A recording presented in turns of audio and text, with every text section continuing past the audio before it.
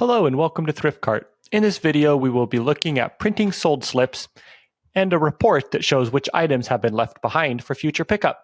Okay, let's ring up a sale. First, we'll select a full price item, piece of furniture, maybe a desk for $50. Maybe the customer is also buying a blue ticket item, some home goods and decor for $30. We'll see that this rings up at half the price because of the blue ticket, 50% off it was rang up under. And maybe another full price item, some building materials for $20. At any point while ringing up this transaction, we could click the Add Customer button here to add a customer's name. We'll say Corbin Roosler. As we type in the name, see the system will automatically search for all Corbins previously entered in the system, and we'll tag this Corbin to the sale. Let's go ahead and accept a cash payment, round up the purchase to the nearest dollar, and maybe the customer pays with a $100 bill. Now that we're on the receipt screen, we can choose the second option here down on the right-hand side of the screen where it says Print Sold Tickets.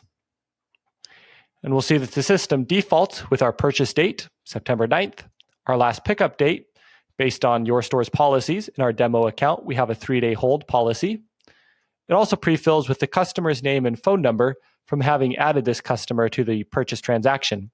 If we hadn't tagged this purchase to the customer previously, we could type in their name and number here now. Let's remove any items that they are taking back with them today or we otherwise don't need a sold slip for. So maybe the home goods and decor, they can fit in their car, and maybe also the building materials. And obviously we don't need a sold slip for the donations. So now we're left with just the desk.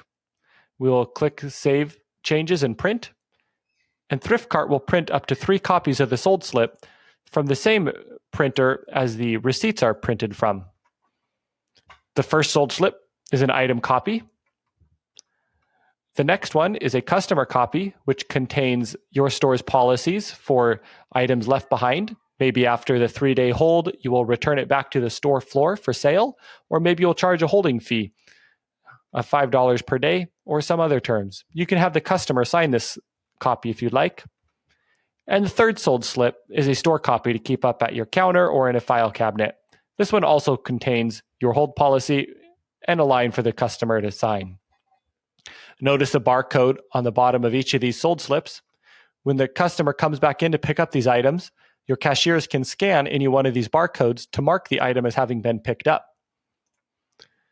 Coming here to our report section on the left-hand side of the screen, point of sale reports. At any time, you can open a sold items report and see what items have been left behind for pickup. From here, you can also mark an item as having been picked up, or you can mark it as abandoned. Maybe it has been in here past its pickup time. You've called the customer and they haven't responded to the call, so you mark it as abandoned. There's also the option to log a note in the system. Maybe you give a call to David for this desk. Maybe he's behind pickup times, but when you give him a call, he said he will be in tomorrow. He can add a note. It logs the date of this call that was made, September 9th, and the time, and the message, be in tomorrow. I hope this was helpful and that printing sold slips saves you from having to handwrite those on carbon copy paper. If you have any questions, please don't hesitate to reach out to us. We look forward to getting you going with this feature if you're not currently using it at your store. Thanks.